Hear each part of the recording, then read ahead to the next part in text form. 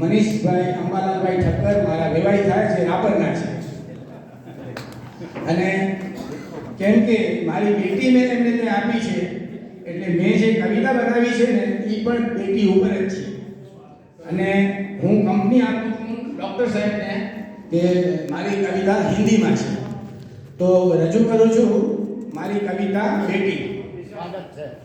पिता के लिए बेटी उसकी कमजोरी भी होती है और सबसे बड़ी ताकत भी. बाप और बेटी का रिश्ता शब्दों से ज्यादा एहसासों में सांस लेता है. समय के साथ रिश्ते का स्वरूप बदलता है. नन्ही बेटी जब समझदार युवती बनती है तो पिता एक दोस्त, एक मार्गदर्शक बन जाता है. वह उसकी आज़ादी का सम्मान करता है, फिर भी हर मोड़ पर एक अदृश्य सुरक्षा कवच बनकर साथ रहता है. अक्सर हम ऐसे समाचार भी सुनते हैं कि एक ससुर ने अपने दामाद को अपनी किडनी डोनेट की ताकि अपनी बेटी का सुहाग ना उजड़ जाए. बाप के लिए बेटी क्या है उसको शब्दों में कोई बयान नहीं कर सकता.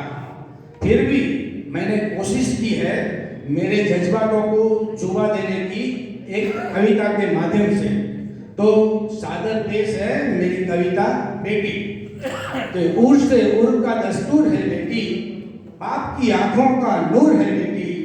सुन के मिले भगवान को भी सुकून, रिश्तों के संगीत का वो सुर है बेटी. बेटी सुख का सागर है, बेटी प्यार की गागर है. बेटी बढ़ती है दो भागों में, बेटी दो घरों की उजागर है. मोम सा दिल लिए मुलायम होती है, बेटी की याद कायम होती है. बेटी नसीब वालों को नसीब होती है, बेटी हर गम का मरहम होती है. बेटी की शादी में अपनों की आंखें नम होती है. बेटी की शादी शुभ होते हुए भी सितम होती है. बेटी की शादी है अजब कशिश का प्रसंग, बेटी की शादी होते ही बाप की उम्र कम होती है. मेरी आखिरी पंक्तियों में अपने समाज के लिए एक संदेश है.